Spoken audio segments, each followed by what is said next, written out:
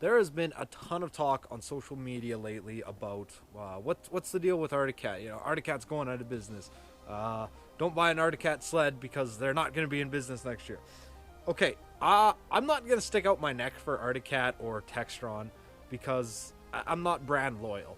And it doesn't make sense for me to stick out my neck for any large multi-million-dollar company, and I'm not going to do that because, like I said, I'm not brand loyal. Like, I'm sitting on my Arctic Cat here. I've got, of course, the phaser over here. Yamaha. There's another Yamaha sled in the garage. There's a Yamaha bike behind there. There's a Suzuki bike behind there. There's a Honda quad over there, and behind it there's another Honda quad. You will find just about everything in this yard as far as brands go. I started on Skidoo. I've had 3 Skidoos in my life. So yeah, I've had just about everything. I like what I like. I'm not brand loyal. So before I seem like I'm just sticking my neck out for any company, I'm just going to put an end to that right there. I'm just giving you some information and then you can make your decision. So first off, what is Textron? So what I'm going to do is I'm not going to go into too much detail on a big history lesson here, but I'm going to give you the basics on what Textron is and how they acquired Arctic Cat. In January 2017 is when Textron bought Arctic Cat for $247 million.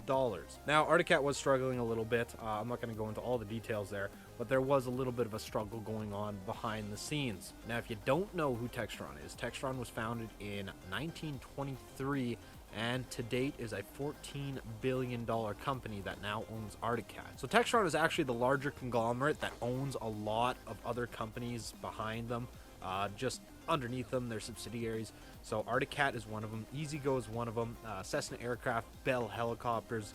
I got to look at my phone because there's so many of them. Cone Drive, Millworks, Douglas Equipment, Mag, Cowtex, Cushman. There is a ton. That's just naming a couple of them. There is a ton of smaller companies underneath Textron as a larger conglomerate, and Arctic Cat's now one of them. With all that money that they have behind them now, there is a lot of room for product development and a lot more just research they can do as far as dealer support. They can have that now a lot better of a level than they used to have it. So that's as much as I'll go into that. Just kind of a brief lesson in history there, because a lot of people don't know who Textron is. Now you kind of have at least a little bit of a background on it. Now you may say, Arctic Cat doesn't make ATVs anymore, they're all Textron. They were Arctic Cat ATVs at the time. They were just with Textron stickers. They never really changed a whole lot in their quads right away. And there's people who say, well, Arctic Cat doesn't make quads anymore. Just recently, over the past few months, I think it was just last month in February is when the announcement was made that everything branded Textron, so Stampede, Havoc, Wildcats, ATV lineup, was going to go back to the name of Arctic Cat. Kind of what happened here was that Textron really, I think they underestimated the buying power of people who are loyal to the brand. I don't think they have a lot of understanding that people didn't really know what Textron was, and a lot of people don't still, but as a brand. So when you go in and you're looking at like a quad that maybe last year's was an Arctic Cat, the same thing, it was Textron. It kind of sounds like one of those cheap Chinese brands, doesn't it?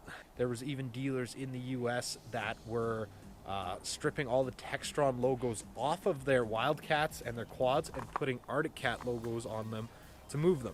And like I said, what happened here was Textron, they underestimated the buying power of the off-road world, is basically what happened. They're rather new to the off-road world. They have E-Z-GO, but this is basically a different level that I don't think they were ready for at the time. Now, what Textron recently announced is that all of their off-road products, all of their four-wheel products, are going back to the name Arctic Cat. So saying that Arctic Cat doesn't make side-by-sides or quads or anything anymore isn't true. It wasn't true then, and it's not true now. That was actually never true. So what's the deal now with everybody saying that Arctic Cat is going out of business? And I just want to clarify this. I just want to help you out, give you a little information instead of just going on social media and just seeing what everybody's saying, because so much of it is opinion.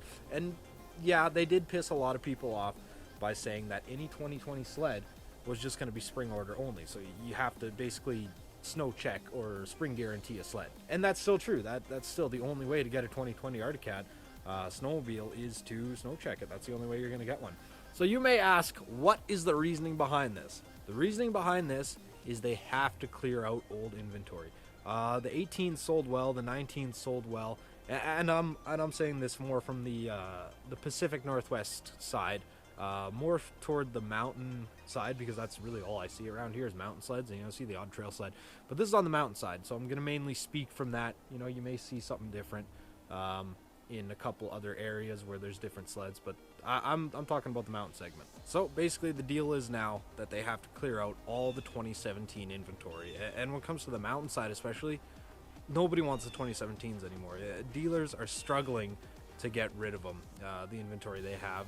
There is programs within Arctic Cat that allow dealers to sell back to manufacturer, but in most cases they can't move that kind of volume. So this act of 2020 order sleds is purely a motive for them to clear out inventory. They've got too much inventory at dealers, so that's why they are not going to be having a whole bunch of new 2020 sleds sitting around the showroom floor, because they're basically just trying to get rid of all the 2017s mainly. Of course there's 2018s and 2019s out too, but mainly the 2017s from what I've seen are the problem.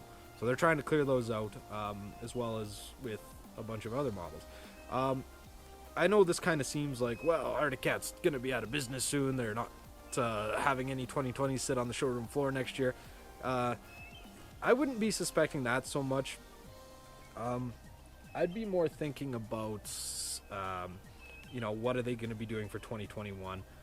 If they're just pushing out kind of the last of what they want to do on this chassis, maybe it's the last they want to do on this model of the C-Tech engine. There are a bunch of upgrades to this C-Tech engine that were not present in the 2019. So they say 165 horsepower, which is right up there with the Skidoo 850, but I'm not going to talk about that because I don't want there to be a big argument down in the comments about it, which I'm sure there will be already. So that's what the deal is. That's what they're trying to do. They're trying to clear out inventory so they can basically start fresh with the dealers. I think you're going to see a lot of dealers disappear, and I think that's true already. I know I've seen a lot of dealers disappear.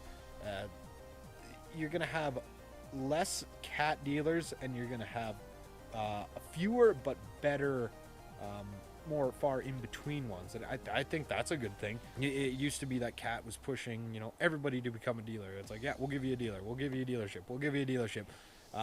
You're seeing a reduction in them now, which isn't necessarily a bad thing with the programs for the dealers that Cat and Textron have happening right now. So that's the deal. That is Cat trying to clear out inventory, and if you've looked actually at their spring order pricing, it is absolutely killer. I mean, I'm talking Canadian dollars here.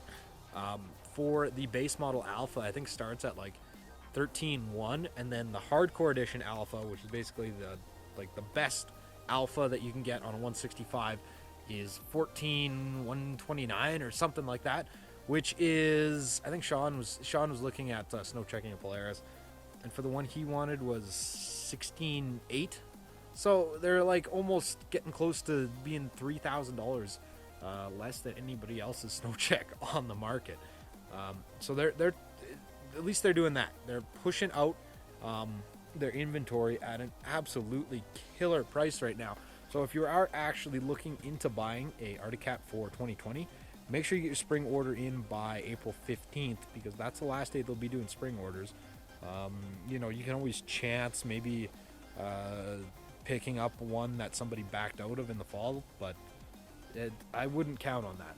That's all I got for this video. If you enjoyed that, maybe it's time to subscribe finally, huh? At the end of the day, you can ride whatever you want. I don't care. I've owned Skidoos, I've owned Yamahas, I've owned Cats. I've never owned a Polaris. That's about the only thing I haven't owned as far as in the sled world.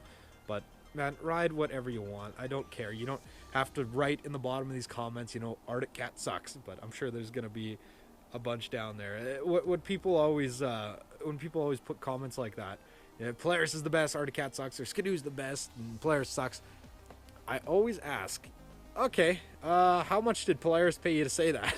There's maybe some sentimental values. Polaris is what Dad always drove, so that's what I'm gonna drive. That's fine. I don't care. You can ride whatever you want. I like what I like, so that's what I like right now is the Cats. We're gonna have a little bit of 2020 content, not a whole lot Just a little bit. Me and Ben are going to the 2020 release show here in Alberta, north of Edmonton or something like that. It's at the end of this month on Sunday, and we're going to be out there just checking out all the new inventory that all the Big Four have to offer, because they're all going to be there. The Yamaha's players, Skidoo and Cat, all their 2020 lineup will be there. So we're going to go there, we're going to check it out, and just kind of roam around for the day and see what's going on with the new models. And yeah, I guess we'll do a video of it, and we'll show you guys kind of what we think, what we like. We want to go check out the new Chaos for sure, as well as I want to see the Hardcore Edition Alpha. And as lots of you know, we also have this deal with Redline Turbos that we've acquired just recently. It was kind of hidden in a video, and we haven't really talked about it much yet. We haven't done like an official announcement, but we are going to be having some, there might be some turbocharged sleds next year. I'm sure at least one of them is going to get turboed. Maybe some modded sleds. We're going to have a cool fleet next year. I said it this year that, maybe we'll see 3 new sleds in the fleet. We did end up seeing 1. But the chances of having some brand new modded, maybe turbocharged, likely turbocharged sleds in the fall coming is very high because of this partnership that we're working on. Well, that we have. We just haven't announced really officially right now. So we're going to do that in a video. We're going to be doing like a Power Hour Shop Talk video. That's coming up. I've been talking about that for a long time too. Usually when we get together, we're riding or we're fixing or we have something else planned out. So that's definitely something that we're working toward, is doing that Power Hour, because that's like a good time for us to answer you guys' questions and just connect with you guys a little bit more on a more intimate level where we can answer you directly. I think I've gone on long enough. Thanks everybody for watching. Thank you for 12,000 subscribers. We've come a long way. I feel like it's been really slow until just recently, but things are happening, and we are excited for everybody to be a part of what we're doing. We're excited to be working with Redline, CKX, and we got summer content. We got the old bikes. They are sitting right there under the tarps. Ben's old 175 and my new old 175 are getting to know each other on an intimate level. Let's just say. Thanks everyone for watching. This is the end of it for sure. See you in the next one.